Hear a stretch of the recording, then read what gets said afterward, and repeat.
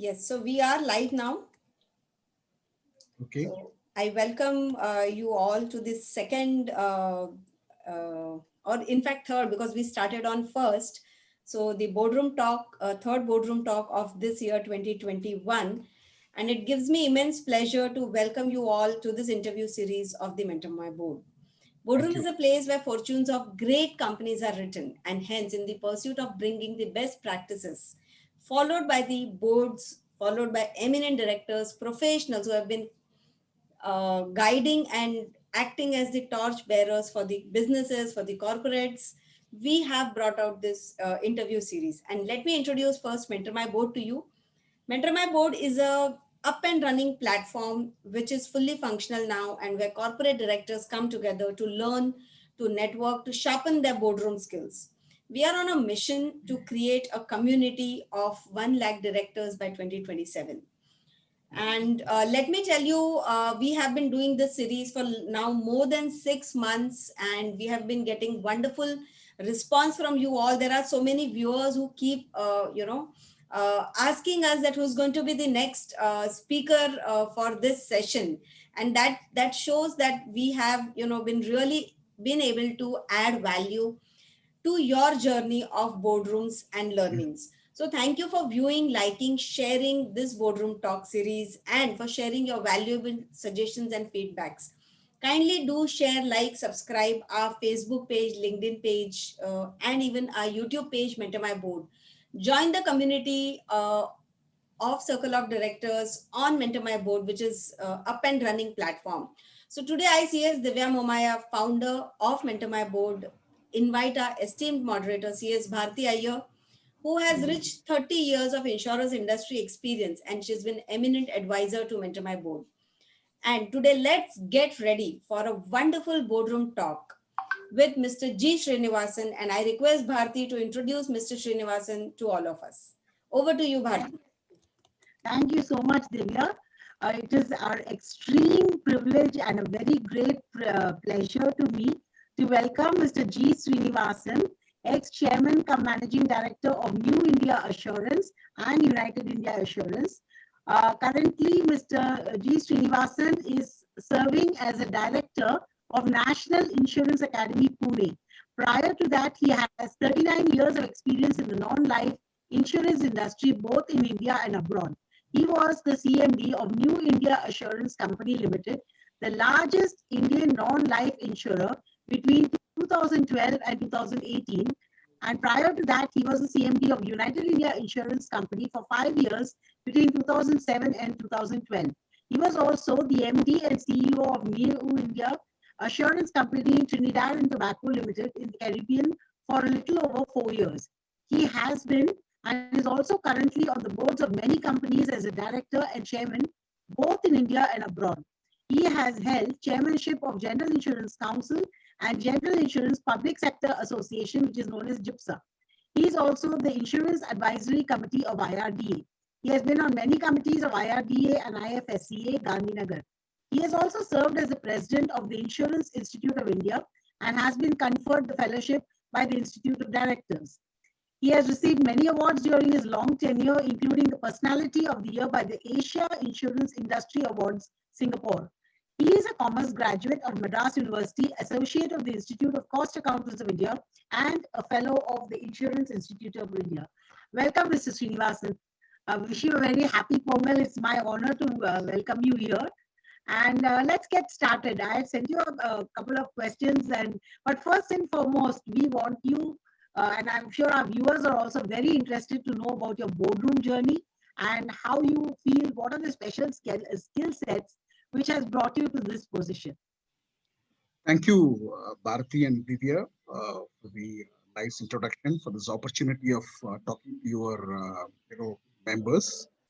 Also, thank all the members for the next 60 minutes they're going to spend along with me. So it's a great opportunity for me. Let me also wish you all happy festivals, quite a few festivals across the country. To answer your question about my boardroom experience, it's almost 2 decades. First time I became a director was the year 2001.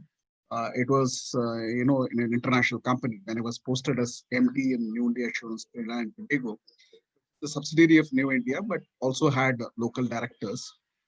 So the last 20 years, the experience has been really great, very interesting.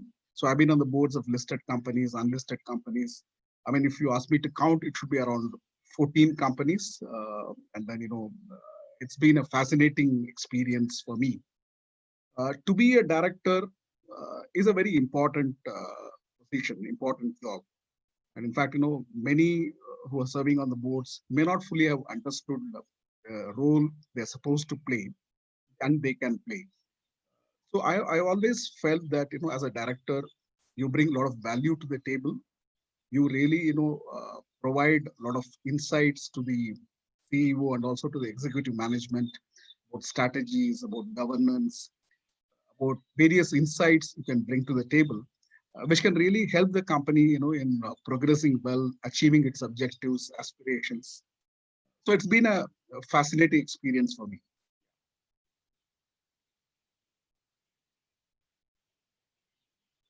I think you are muted. Bharti, you're on mute. Yeah, I wanted to actually have you describe the epic journey of New India getting listed. I think it was the first public sector insurance company which got listed, and it is an epic journey because banks have been listed more than about 20 years back. But amongst the PSU insurers, I think New India made the first step. And for us who are in the insurance industry, New India making strides everywhere is well known to us. But this was something which of great interest to company secretaries. So I would like you to, just give us a brief, decision about what are all the decisions which the board took. What were the important decisions which the government took? How did you all come about with this IPO? So please tell us. I mean, it's a fascinating experience. I never really anticipated that I would, have this responsibility of listing the largest general insurance company in India. New India, as you know, is a company of 100 years, history in the global market as well as in the Indian market. So when this decision was taken by the government that New India would be one of the first companies in the insurance space to get listed, I was really thrilled. Of course, I had an advantage in the sense that I had a commerce background, so I knew a little bit of these areas. But when I went through the listing, it took a lot of time, a lot of small things, a lot of nuances, a lot of hard work.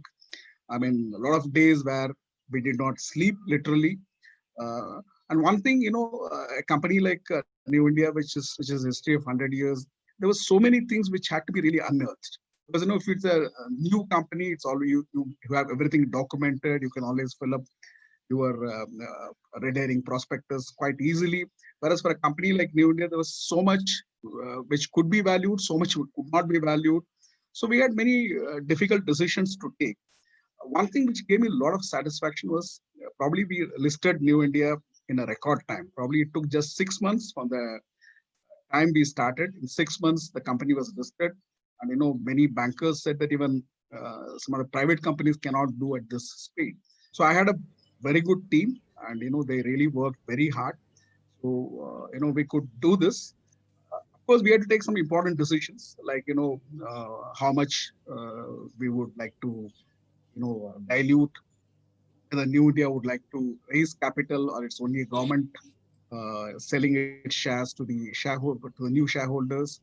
What is the valuation, and how would we like to go about the whole process? So we had to meet many investors both in India and abroad. So those experiences were really very good. Where you have to go really meet investors. Some of them understand insurance space, some of them would not understand insurance space. So you have to explain to them various nuances. And then, we also got a lot of learnings. We could understand what is it the investors are looking from an insurance company. We were always looking at growing premium or making profits. But the kind of questions they asked, what is the return on equity and motor line of business? But things which we never did. So it also gave a lot of insights to the company to, how should we continue functioning. Once we got listed, we had to keep in mind the aspirations of the investors. and also the market. So in fact, the company's priorities, the way it is functioning in the market also got changed. And of course, a lot of brand value, also a lot of compliances, disclosures. So a lot of things the company also learned. But I must compliment the whole team at the head office and also the whole organization for really rising up to the occasion and making this as a very, very interesting experience for the whole market. I think, 6 months and getting a government company listed on the exchange is something unbelievable. I mean, I've seen private limited companies, the due diligence process itself goes for 1 year, and then they get, they start the process of getting listed. So this is something absolutely commendable, sir. Congratulations. Bharti, unmute. Absolutely. Yeah, seriously, very hearty congratulations. And I think that is why you are also known as a visionary, amongst our circles over here. Main thing is, like you said, valuation. Nobody actually understands the value which is created because it's got like the iceberg, iceberg only 1/10 is shown on top and 9/10 of the iceberg is below. Like that, the insurance company's values are not shown on the face of it. So is there any particular feature which you think should be highlighted here? One is of course goodwill, which for a PSU company, especially one which is so very, very heavy on valuation, because the amount of real estate and which is not taken into the solvency margin calculations, as we both know. But despite that, it's very heavy in terms of assets, which is never going to get valued for solvency purposes. And the other thing is that the rest of the valuation, how did you manage to arrive at that price band? It's probably yeah. This is probably the most difficult aspect of the whole process of listing. How do you arrive at a value, especially in a market where there are no benchmarks? Because India was the first public sector insurance company to get listed, a company with such a huge history and goodwill brand image in the market. So normally, people talk of valuing the company at certain times, the book value, also taking certain times the profit the company makes. So there are methods. There are also actuarial methods by which you can arrive at a technical valuation. But what you would realize is these technical valuations may not really matter much when you really go to the market. So the investors come from different perspectives. So they look at certain aspects like New India was the market leader, was really dominant in all lines of business, consistently increasing market space, consistently profitable. So there are many good things. Of course, the things which do not attract them is the ownership by the government of India, and also there are certain there are fears they have in their mind. So it's a question of negotiation. It's a question of perception.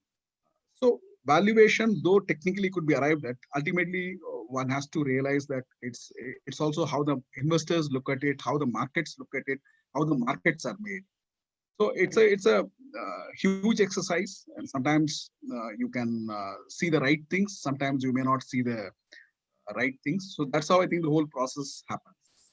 Correct.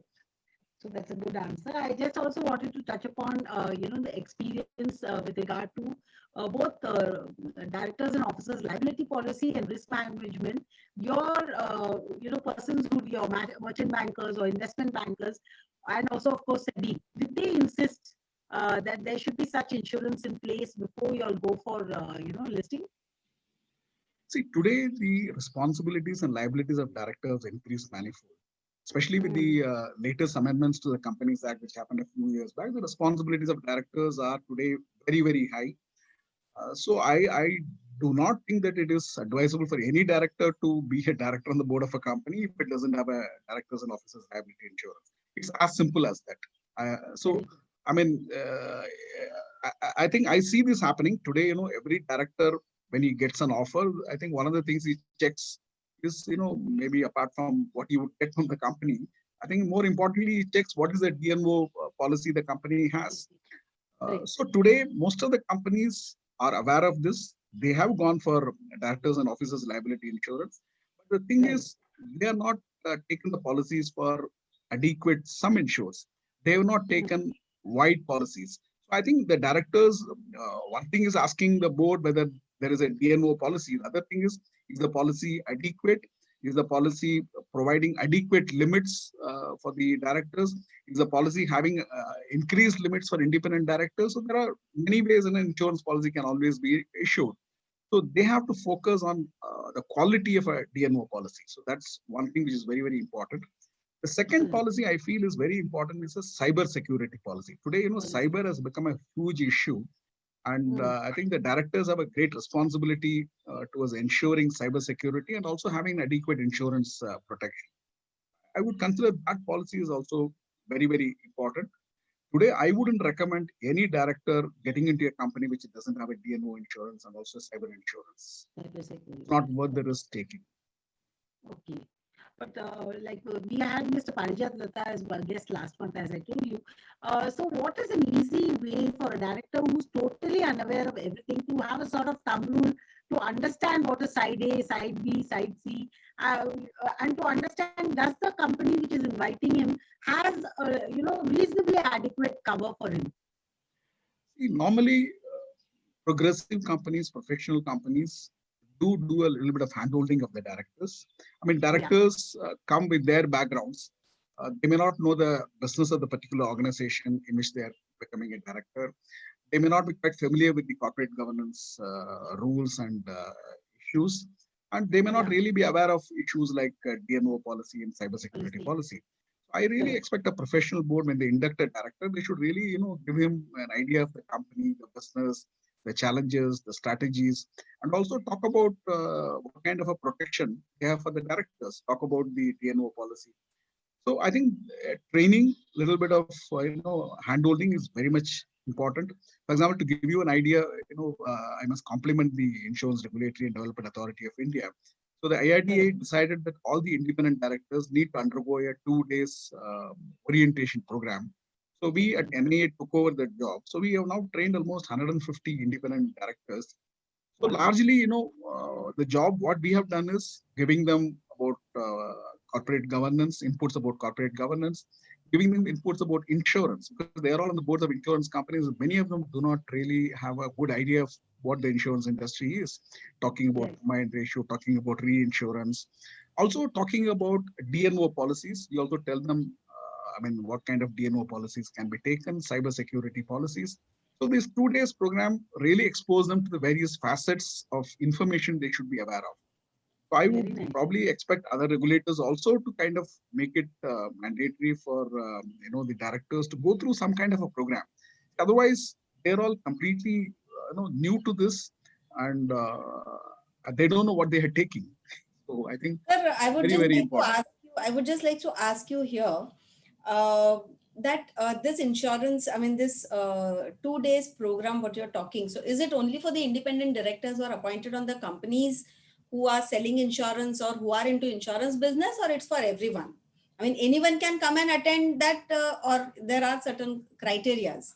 This is not an open program. This is a program specially designed for the independent directors of insurance companies, both Okay, life and non-life insurance companies. okay. So the IRDA had also told all the companies that they must train their independent directors. So we trained, as I said, 150 independent directors of insurance companies. So we are now moving to the next stage of training the non-executive, non-independent directors. Wow. And then we will go to phase 3, will be training the executive directors. That way the insurance regulator clearly understands the importance of corporate governance, importance of directors on the board of companies. And what we realized was many of them initially were skeptical. Many of them are quite experienced veterans in their own fields, Right. senior bureaucrats, industry leaders. But then when they attended the program, they really said that they have learned a lot, which will help them very well in their role as a director. So Okay. training is very, very important. I completely agree, sir. And here on this platform, I would really like to, invite your academy to join hands with Mentor My Board to, in fact spread the awareness about the D&O insurance and even the insurance to independent directors. What are there, which kind of insurance, how much is adequate? There are n number of questions. So I think we can surely join hands with you for spreading this awareness amongst the independent directors outside the insurance industry as well. Sure. So that's a huge area wherein I think a lot of work still needs to be done. So we can surely work together on that. Definitely. Yes, It'll be over our to you, pleasure. Bharti. Yes, yes, absolutely.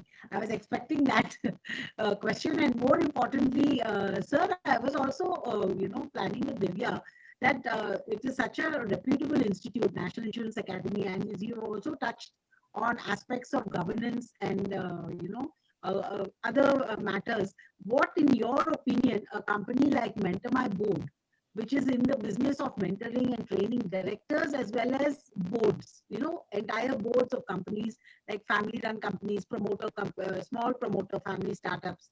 In your opinion, what do you feel that National Insurance Academy were tied up with Mentor My Board? What can they do? What are the areas of focus which you feel that MMB can look at for training? My opinion, see, India is, evolving in terms of governance. Right. The last decade, when we had issues like Satyam and many such cases. I mean, I don't want to mention any other names. The last 2-3 years, there have been many corporate failures in the Indian market. People were saying whether it is liquidity issue, solvency issue, all of them are corporate governance issues. Correct. So Yes. there is a lot of realization, and I think the government as well as the regulators are quite keen that governance gets a lot of focus. So this is where governance largely comes through the board, through the directors. Yes. There was a time to be a director in a company was like as a prestige and nothing more. What needs to be done? It was like a social club of the promoter. As India is now moving away from a promoter-driven organizations to professionally-driven organizations, where the CEO is a professional, I think the role of board becomes very, very important. And for the directors to play that role, I think they need to know about the business, as I said, the company's business in which they are going to be a director. They need to know about corporate governance. They need skills of understanding what is coming to the board as an agenda. Also, they need to know a lot about some of the emerging areas like risk management, cyber security, technology, digital areas. They also need to know some of the new developments which is happening in the corporate governance. For example, today, people are not, earlier we used to say that independent directors will protect the minority shareholders. But I think today we have all moved further. Today, the role of independent directors is to protect the interests of all stakeholders, not only the shareholders, but also, customers, suppliers, employees, the society at large, which is giving everything for the company to really run a business. So today we are talking of, stakeholder value creation rather than just shareholder value creation. In fact, we at the National Insurance Academy did an academic colloquium a few months back, wherein, we propounded this theory, where the company should be focused on taking care of all the stakeholders, not only the shareholders. And today, ESG is becoming a big topic. I think this has to be done by the directors. Environmental, social, governance has to be the responsibility of the directors. So we need to make sure that they have the adequate skills to play their role. And this is where I feel, organizations like Mentor My Board or academies like us can really play a very important role. We really have to provide these skills to the directors, also share experiences. See, a lot of this comes from experience sharing.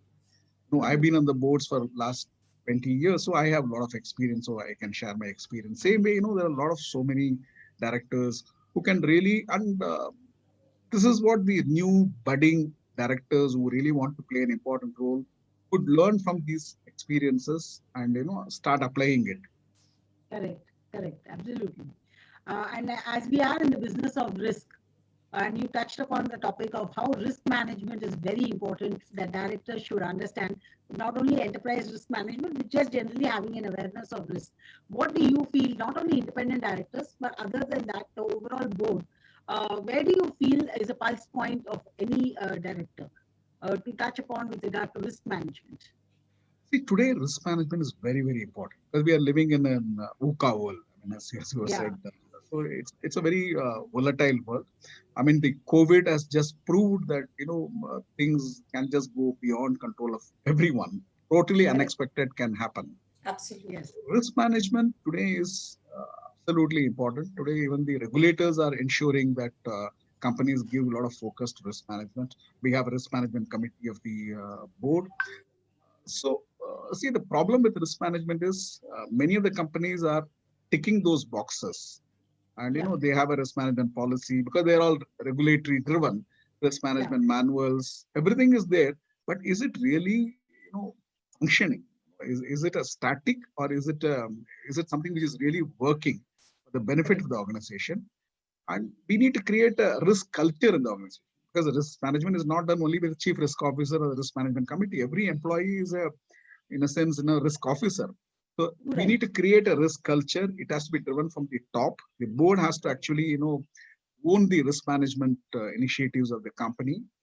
And Right. risk management also should, one should be able to understand how the world is going to evolve and what are the risks the company is exposed to, how mitigation measures, take conscious risk. It's not that every risk needs to be avoided. Ah, There must be a conscious decision. So risk management has to seep into the board, top management, executive management, also the whole organization. I think it's still quite a good business away in the Indian market. correct. Very Much. nascent stage. Hmm. But So it's I very would, important. Yeah. yeah. So I Yes. would like to ask you one question, sir. Yeah. As you mentioned that you have trained around 150 odd independent directors, and I know there are huge insurance players who are still private limited companies, who are still these smaller businesses. They have not grown big to get independent directors on board. So, how do you think the governance practices exist there in those companies as a regulator or as a academy? And what all things you feel, I mean, when we talk of the governance failures, yes, bigger companies are very prone to those failures, but I think smaller companies, again have this similar kind of risk of failing, similar kind of risk of going bankrupt, similar kind of risk, wiping out of entire business. So, Yes. how as a academy, you are looking at those, businesses who are into insurance industry, but on a smaller scale? So again, let me tell you No, my as well, focus. Yeah, yeah. my focus has been on the SMEs and MSMEs. So I'm always, talking about them first. So there are two things. One Yeah. is if you look at industries like insurance or banking, they're all very strongly regulated industries. Yeah. So whatever be the size of the company, the regulator insists that there must be a lot of corporate governance. So Correct. even a company which is I mean, all companies are public companies. So even if a company is not listed, virtually, they have the same kind of rigor and disclosure and accountability standards as if it's a listed company. It's driven by the Correct. regulator. But coming to a more important point about other companies, the SMEs, I mean, companies which are coming up, which are growing, which are largely driven by probably promoters. I think governance is very important. Governance does Yeah. not make any difference between small and big companies. So Yeah. governance is very important in these SMEs and medium-sized companies as well. Actually, the problem is more in these smaller companies because here the directors are recruited by the promoter or owner. You may use that Mm, word. So mm, I don't know whether these directors can really say anything which the owner does not like. So there is correct. a serious issue. Of course, this issue is even in big companies. I mean, the question we commonly keep asking is how independent are the independent directors? But they are all Yes. appointed by the Correct. by the so-called owners. Correct. Correct. In India, Ultimately, the sitting fees, yes. Ultimately, the sitting fees is paid by the promoter companies. yeah. Basically. So I think that issue is there. How independent the directors could be. I mean, whether it's an independent director or a non-independent director doesn't matter because he is supposed to not to say yes to whatever the executive management says. If he finds Correct. something is wrong, he must have the courage of conviction to stand up and say this is not correct. Mm, So I think that culture we need to create. So this takes me to the important point of boardroom culture. yeah. How how does the chairman of the board behave? does he really give respect to all the directors, or he's just looking at directors as as something he has to do because it's Necessary legally evil. required. So the chairman really can play a very important role. Does he allow the independent directors to really Yes, give their opinions? correct. Does he take those opinions in shaping his decisions? So there are a lot of things, and I think this culture creation is what I think Mentor My Board or other institutes need to create. Wonderful. Wonderful. Absolutely. Thank you so much for these inputs, sir. Yes, over Yeah. to you, Bharti. Yeah, I also wanted to ask you that we are on the topic of Mentor My Board. In your experience, do you feel there is any unique selling proposition of Mentor My Board? Like you've been over the profile of the company. Uh, is there anything else in the space which has come? It is Divya's brainchild basically, and it's first mover advantage in my opinion. In your opinion, sir? Yeah, I mean, it's a big advantage, but I'm more looking at this needed. See, I Yeah, don't want to say it's an advantage. I'm yeah, saying that institutions like this are needed in the needed. country if we have to improve our corporate governance standards. So I think that Correct. way, this is a great idea. You are doing a great job. And I mean, I heard the number of 1 lakh directors. Maybe you reached that much earlier, not necessarily you have to wait for so many years. And Yeah, I'm, I think it's picking up. This awareness is picking up.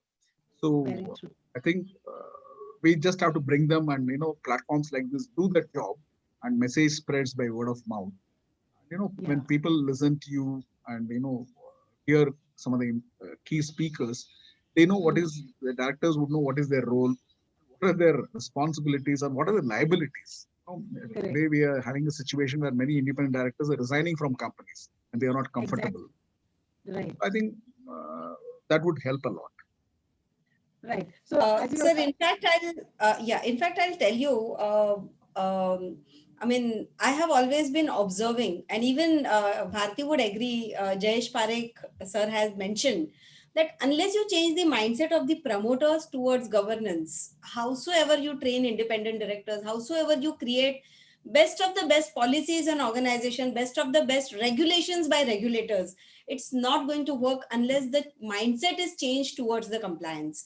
So I think that's very important take which I have taken, is to help promoter directors to be more aware for the compliance, for the governance, for the best practices. I mean, it's usually promoters say, okay, compliance means only the Companies Act, only the the income tax returns filed, and that's done. But there are correct, more than 3,000 laws in India, and the director or the promoter is presumed to know them all. So I think that's the bigger picture what I look at it, wherein all the regulators or the professionals like us or the forums like Mentor My Board have a huge way to work upon and huge way to contribute.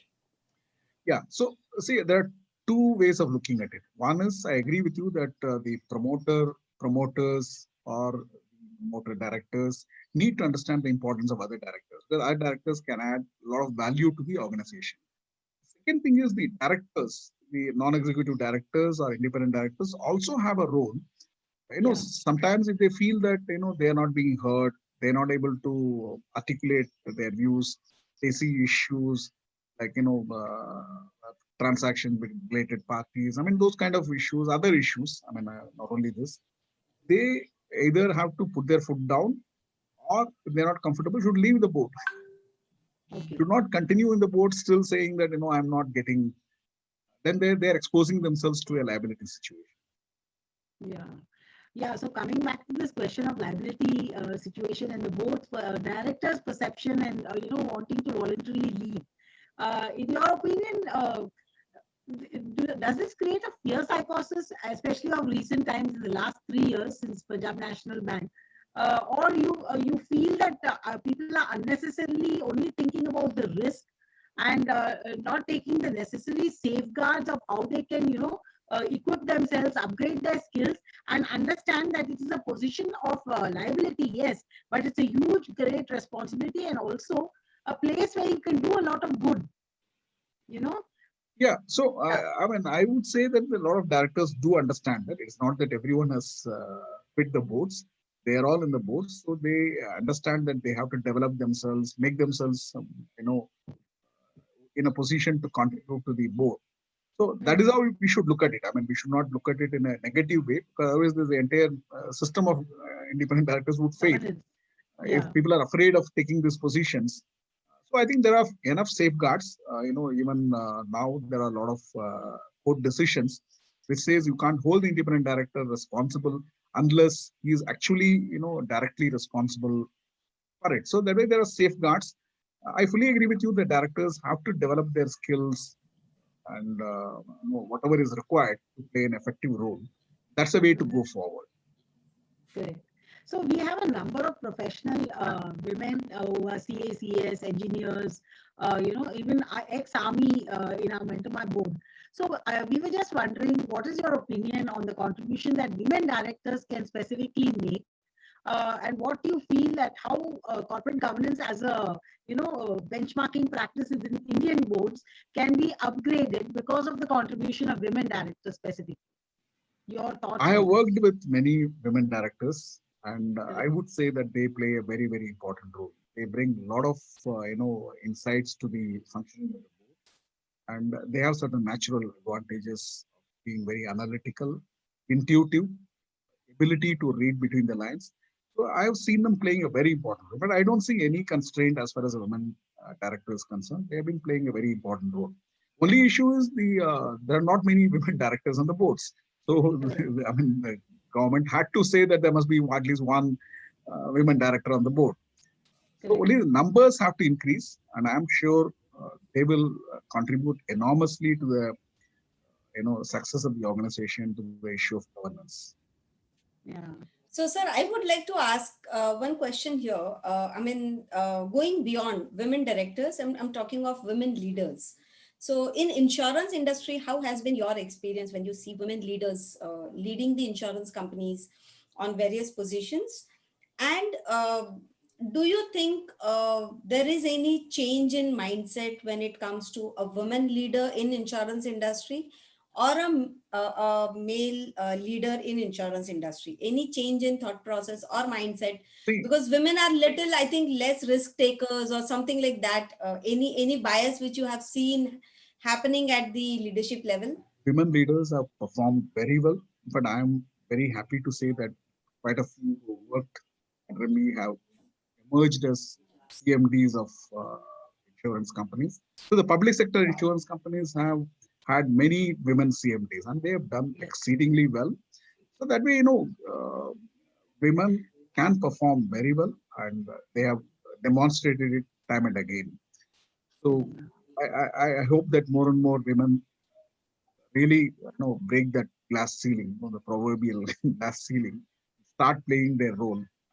It's good for the whole country. Correct. Wonderful. Thank you so much. So the Yes, other thing Bharti. is when you were talking about VUCA, we and pandemic specifically, I just wanted to think about something like a business continuity plan or a pandemic plan. How many people would be aware, in your opinion, of what is a BCP in specific reference to risk management, program of the company, and what is a pandemic plan or a crisis management plan? Because now everybody talks about work from home as if it's something which is so easy to, but when it happened when the government declared in March 24th, from tomorrow there is going to be a lockdown, there was instant panic amongst, all the management. Everyone. Yeah, because it was just 1 week to the financial year closing. See, there are companies who had good business continuity plans. They had a good risk management system in place, and they quickly adapted to this change. But there were many companies who were completely taken aback. It took some time for them to really come back. Even in the insurance industry, it's not that all companies were back to work next day or within a few days. Few of them quickly adapted themselves because they had a good, robust business continuity plan. Others took some time. Of course, I must say that all the companies adapted themselves because human nature is that when there is a crisis, you adapt. And you Adapt. have different stakeholders who, I mean, the agents, brokers, they all know how to, change them, how to use technology. So it happened, but there was a time gap. So the companies which had systems in place quickly could do that and take advantage of that 1 or 2 months gap which other companies had. So a good business continuity plan is very important. Every company you would see that it is there on paper, but how robust it is, how practical it is a question. Because nobody really expected that this will happen. So people don't test their business continuity plans. They don't do their drills and see, in a test scenario, does that system really work or does it fail? I think this is what the companies should do. I think that's the biggest lesson the companies would have learned now. They not only should have a risk management plan or a business continuity plan, they must test it, make it operational, and every employee should know about it. Very true. Every It's employee like, should know. having fire extinguishing appliances, and when there's a fire, you don't know how to use it. Correct. Absolutely. It's a very, very practical example, which out of the voice of experience, I guess. The other thing was with regard to not only insurance companies, because the insurance companies were necessarily having to be there as almost like frontline warriors. I guess they're going to get classified as frontline warriors. But because of the fact that claim settlements and all other things were happening, especially for medical insurance and life insurance, I'm also talking with regard to insurance enabling services like third-party administrators or the IT enabling services who are enabling insurance services, network hospitals. What about them? Because not all of them have got business continuity plan or even aware that they should be. So, our regulator, IRDA, is very strict that even the outsourced agencies should have a very good business continuity plan, and it is the responsibility of the insurance companies board to check that the outsourced agency should have a very good BC. But generally, as an awareness, what do you feel that independent directors or the board directors are aware of such things? See, in India, we have a lot of laws, a lot of regulations, but how much they're implemented is always a question. So, all these regulations are there. Even you must have business continuity plan for your own organization. Your outsourced entities should also have. Your technology should always be, online. Should not get disrupted. So the problem is we put them on paper. It's all documented well, but not tested for implementation. So this is where I think the board has to really focus on this. Board has to, the risk management committee has a very important role. The two committees, the audit committee and risk management committee have a very important role. So risk management committee should constantly look at, how these systems are in place, how they are used, how the outsourced entities are, also have the same ability as the original company to implement these business continuity plans. Because if they don't perform, the company is going to suffer. I think the directors have to really focus on this and make sure that things are in order. Correct. So you were saying that, and because I know IRDA being this thing compliance officer, I do know that IRDA has made it mandatory. Of late, I think SEBI has also brought out a paper where they are also insisting that there should be a chief risk officer, and all the listed companies must make the risk management committee mandatory. As Divya is very, very keenly interested in MSMEs and SMEs, in your experience, the mid-level corporates who are not listed and the smaller corporates who are not listed, are they even aware that there's such a thing as RMC, Risk Management Committee? No, they are not aware of it. Most of the companies don't have those kind of subcommittees. But I think this is what we need to tell them. This is the knowledge we need to give to those companies. You need audit committees, risk management committees. Obviously we understand that they can't spend too much money on governance, but I think whatever little they can spend, I think these committees have an important role. That's how governance is created. If you just have a board meeting and then the direct promoter sits there, he will have his way all through, and it's nothing but a sole trader organization. Correct. So again, one quick question on insurance related. We talked about D&O. The other very important burning question is about consequential loss or business interruption policies.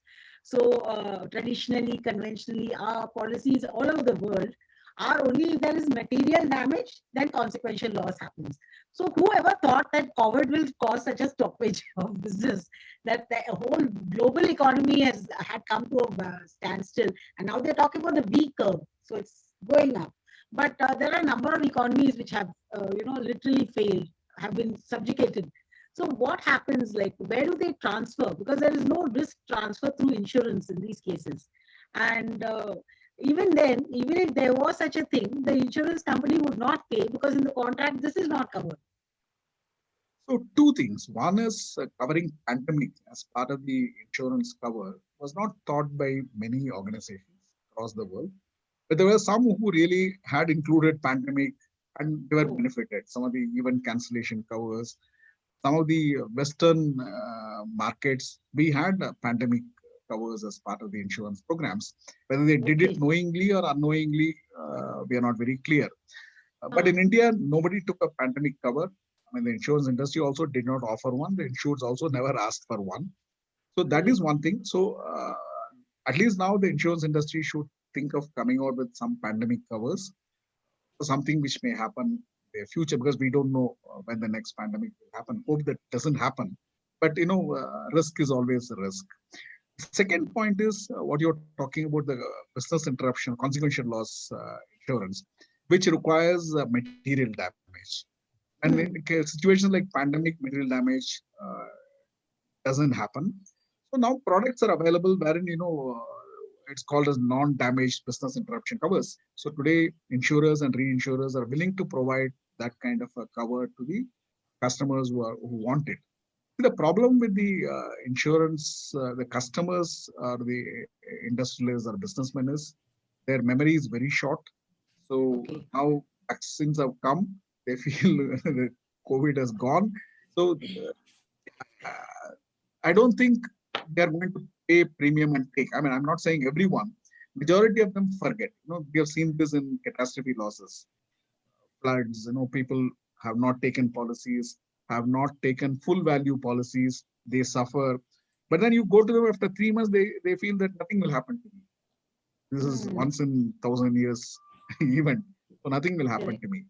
So that sensitization also has to happen. I mean, the process of creating insurance awareness among people. So people should not look at insurance as a waste of money or as a spend. It's actually an investment for the future. People should take adequate insurance covers, and if nothing happens, they should be happy about it. Absolutely, absolutely. So, sir, as a independent director, I would like to ask you that if the company, I mean, doesn't have an insurance policy, D&O insurance policy, company has not taken, and in spite of your saying that they, please take the D&O insurance, which is required to protect the liabilities, the company doesn't take actions on that front. So how the independent director will be able to protect, because you can't offer a policy to a director in his individual capacity, it has to be a corporate policy. So are there any thoughts given to it, or independent directors can sue moto the way there are professional liabilities policy? So are there any ways wherein you can think of that independent director sue moto can go to the insurance companies and take or protect himself? So Yeah, is I would there a look at trend it. of that which you might have seen? Yeah. See, that trend is not there. But before that, why would I be on a company's board which does not want to take a DNO policy? So that means, it's not a progressive company. So Correct. there is a serious problem with the attitude of the company. So forget whether, one can protect himself or one can take care of himself. Those are secondary questions. Primarily, I want a company to be progressive enough to understand the liabilities for its directors and take a policy which is available in the market. So if the company, despite you are saying, doesn't take a policy, then I will write my resignation letter and leave that. Okay. That's the So only way it can be done. continuing exactly with the same question, Yeah. as the regulators or as the insurance companies, what's the trend you have seen? I mean, maybe there are 3,000 or 4,000 listed entities. So all the entities have taken compulsorily D&O insurance policies? Or Yes. have you seen the trend No, which in is case of happening? listed companies, yes, all of them Okay. have taken. But the Okay. problem is, have they taken for adequate sum insured? Have they really Okay. understood the problem? So I can say that I've taken a DNO policy for some amount, for 1 crore, 2 crores, 10 crores. But see, there are methods of calculating what is the Correct. liability exposure for the company, for the directors and officers, and for the independent directors. So there are methods available, formulas available based on the size of the company and industry in which it is in. So on that basis, the company has to scientifically do a modeling or evaluation as to what is the kind of limit they want. What are the various, like, Bharti was mentioning, side A, side B, side C, those kind of covers. Then have some additional cover for independent directors whose responsibilities are more because they are independent. They are not promoter nominees. And then, explain this to the board, be transparent with the board and take their views, give them comfort so that, they can, without any sense of fear, play their role as a director. That's the way I think one should go about DNO policies. Correct. Yeah, So, absolutely of point well late, taken. Yeah. yeah, of late, it's in the news, so I did not, conceal the names, Radhika Roy, Pranay Roy, and then recently, last week also, some other person who had not, vouchsafed that he's having insider information, he goes ahead and trades. So, anything with regard to insider trading and subsequent penalty, this is a question which has been asked to me also. Would these penalties be included? Because this is a known risk. The director knows that he's trading on insider information.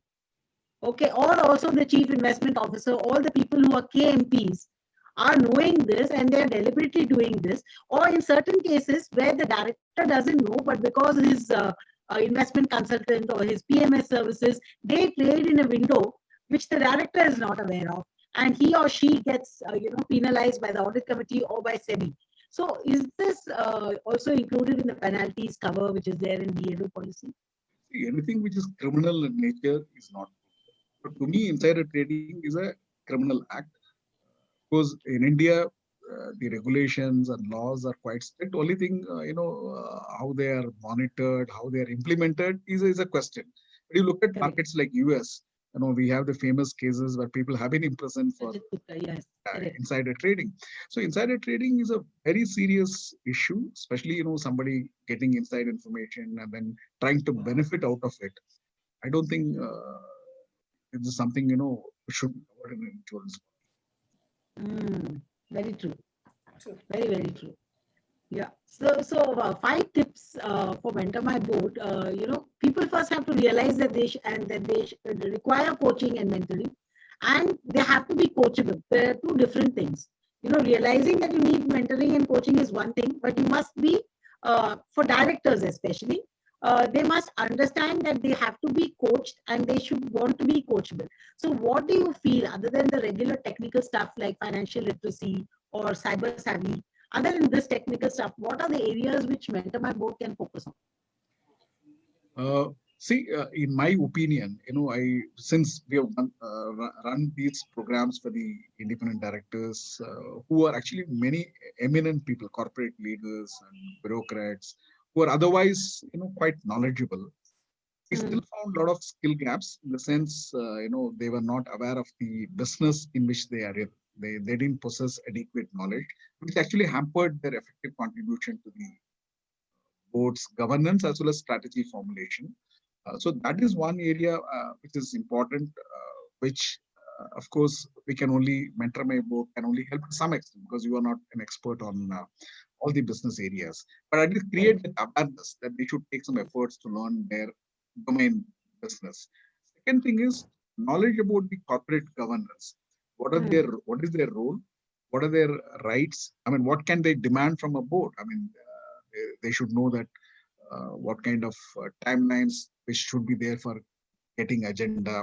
I mean, those kind of corporate governance rules they should be aware, which I think Mentor My Board can certainly educate them on the corporate governance. The third thing is risk management. Risk management is very, very important.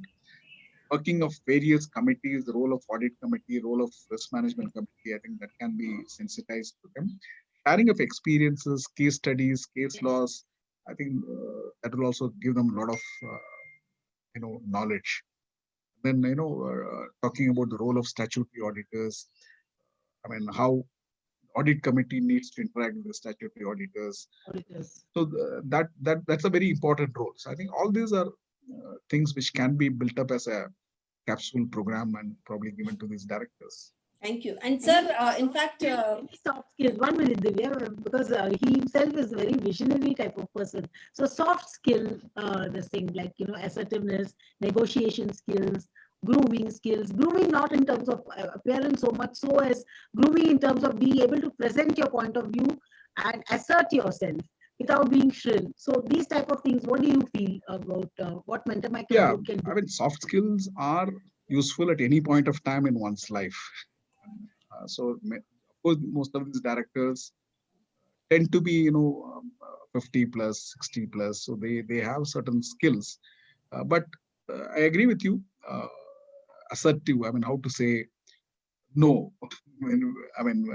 Don't say yes all the time to the promoters. So how to say no, how to put forth your point of view, how to, if you're not very happy, get your dissent recorded in the minutes.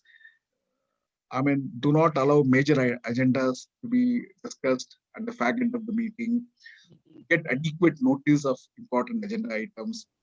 Get full information about agenda items. I mean, a lot of those boardroom nuances will really improve governance. This is where the directors lose out. They don't get full information. Important agendas get carried in a matter of few seconds.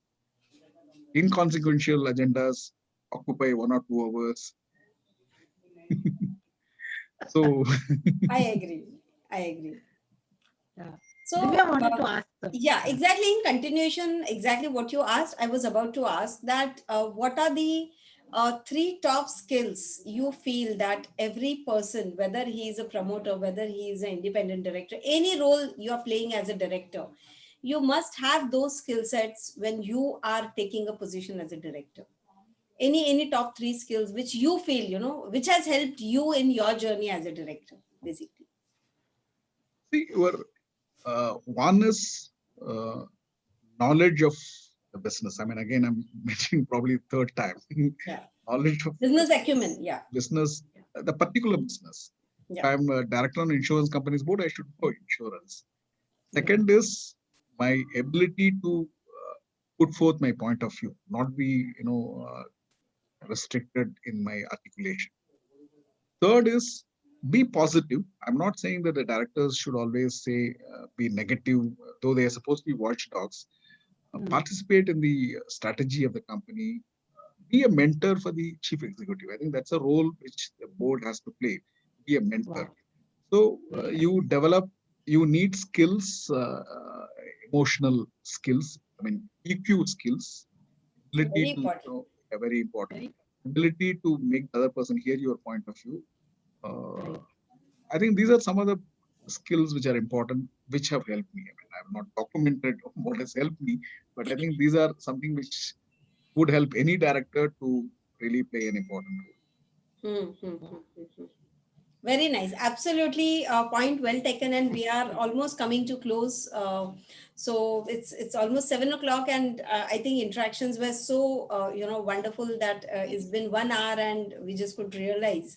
But thank you for all the lovely insights and great insights which you have shared today on the boardrooms, and so many minute nitty-gritties which, as an independent director, as a promoter director, as the owner of your business, you must know your game well, so that's very, very important. And I'm sure you have been doing wonderful job of helping the independent directors into the insurance industry. So I think we surely can work together on having it widen the scope, and take it to the promoter directors, take it to the the boards of the SMEs and MSMEs. That's what I have been passionate about.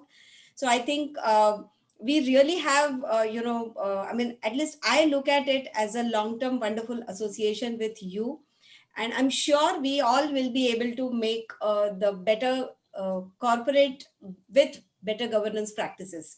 So thank you for your presence here with such a wonderful insights. Thank you, Bharti, for leading this entire show.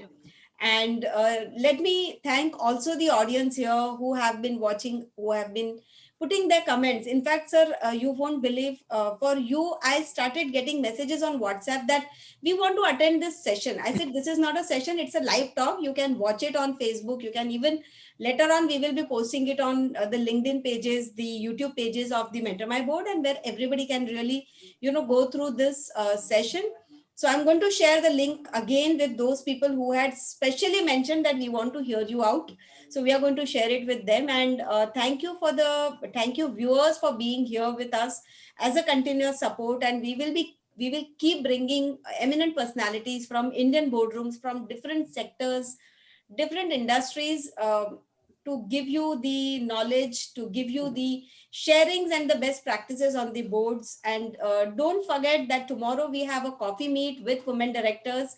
Now, with all the directors, not only women directors, but we have a coffee meet with directors. Again, on 30th, we have a directors roundtable wherein we have eminent personality, Mr. R. Gopal Krishnan, coming and having his knowledge of wisdom, sharing with the directors. So do join and keep following us on the social media pages and subscribe to our newsletters. So thank you so much. And sir, thank you again, Thank you very Srinivasan much. sir, for being here. Mr. My Srinivasan, pleasure. Thank you very much. In a highlight, 2021 started off the bank for me, having you here. So thank you.